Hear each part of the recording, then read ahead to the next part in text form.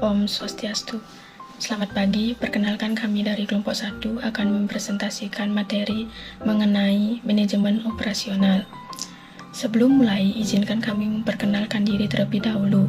Perkenalkan, nama saya Niputuina Sekarsari dengan NIM 4226. Selanjutnya, rekan saya yang bernama Nimade Yeni Dwi Damayanti dengan NIM 4232. Dan yang terakhir Putu Ayu Arisanti dengan NIM 4227. Baik, pada sub pokok bahasan yang pertama ada konsep dasar, tujuan, dan ruang lingkup manajemen operasional. Manajemen operasional merupakan studi tentang pengambilan keputusan dalam fungsi operasi. Manajemen operasional sering disebut dengan istilah manajemen produksi. Berikut adalah definisi beberapa para ahli tentang pengertian manajemen produksi. Menurut J. Heiser dan Barry Render, pengertian manajemen operasional adalah serangkaian kegiatan yang menghasilkan nilai dalam bentuk barang dan jasa yang mengubah input menjadi output.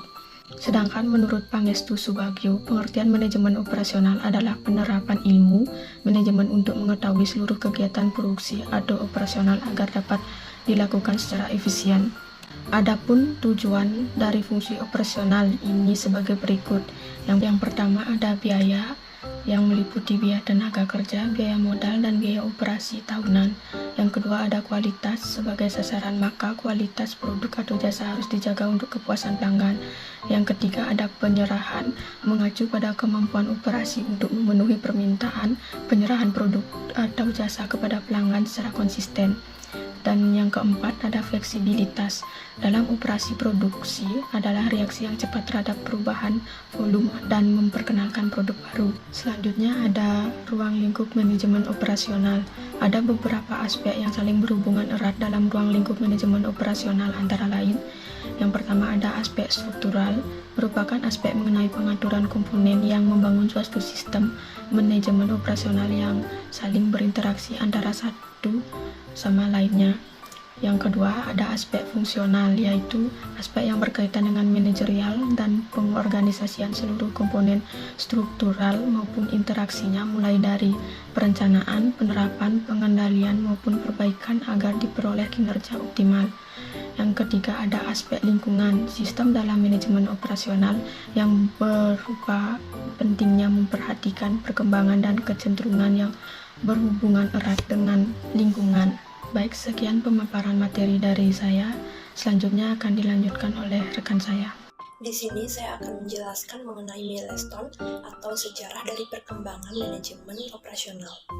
Orang pertama yang memberikan perhatian terhadap cara berproduksi efisien adalah Adam Smith dengan menulis buku The Wealth of Nations pada tahun 1776.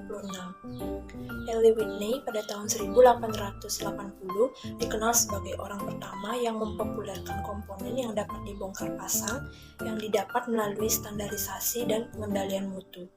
Pada tahun 1852, Charles Babbage mengemukakan pendapat bahwa pada proses produksi barang terdapat kegiatan yang tidak ekonomis dalam hal pemakaian mesin-mesin dan tenaga manusia pada bukunya On the Economy of Machinery and Manufactures. Disusun kemudian oleh F. Lee Taylor tahun 1881 dengan mengemukakan metode kerja dengan pembagian gerak dan waktu secara minimum atau dikenal dengan motion study. Bagian C yaitu manajemen operasional dalam e-business. Yang pertama ada definisi e-business. E-business merupakan kegiatan berbisnis di internet yang tidak saja meliputi pembelian, penjualan, dan juga jasa, tapi juga meliputi pelayanan, pelanggan, dan kerjasama dengan rekan bisnis, baik individu maupun secara instansi. Yang kedua ada 4 tahap dari evolusi e-business. Yang pertama ada tahap info. Pada tahap awal ini, yang biasanya terjadi adalah adanya unit-unit kecil di dalam perusahaan yang mulai mencoba membangun program-program kecil seperti software yang berbasis internet. Contohnya itu seperti pengembangan homepage yang menampilkan profil dari organisasi di internet. Yang kedua ada tahap automate. Tahap berikutnya adalah mencoba untuk mengintegrasikan beberapa unit di dalam perusahaan yang masing-masing telah mengimplementasikan konsep kecil dari e-business.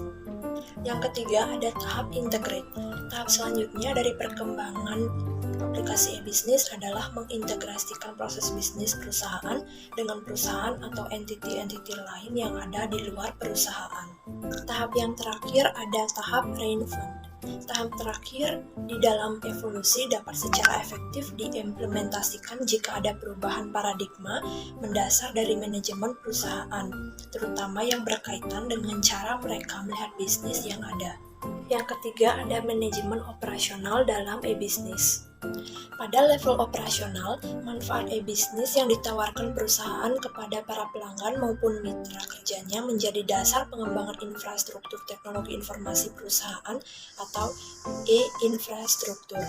Berdasarkan fungsi atau definisi-definisi yang ada di perusahaan, maka di dalam kerangka e-bisnis, arsitektur e-infrastruktur yang efektif harus dibangun berdasarkan komponen-komponen atau entiti-entiti e-bisnis strategi yang telah didefinisikan manajemen perusahaan.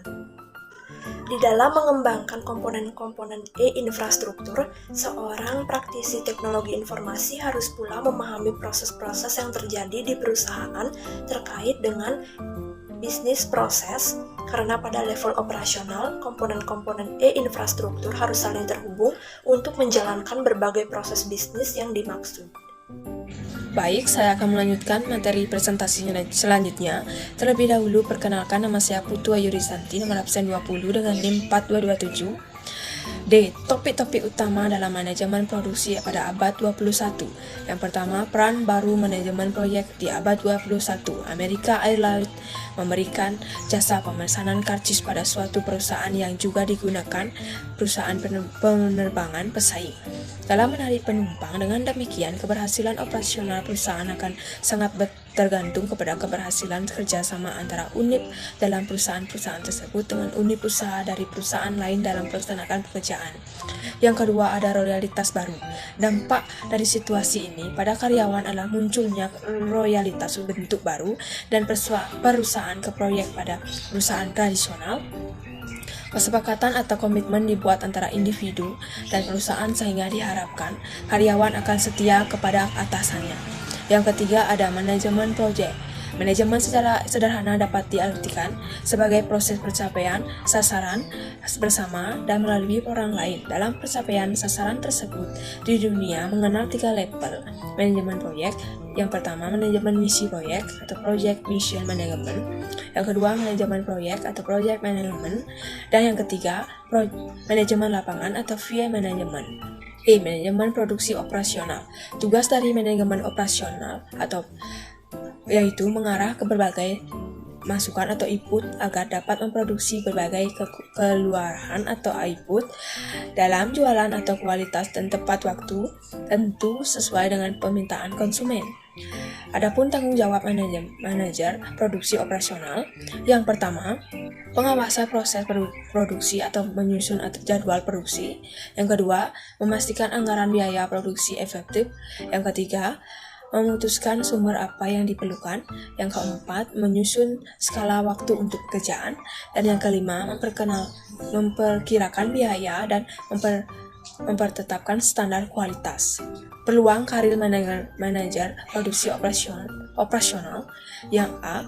Biokimia, B. Manajemen bisnis, C. Kimia atau teknik kimia, D. Teknik listrik atau elektronik, E. Ilmu pangan atau teknologi pangan, F. Ilmu tenaga material.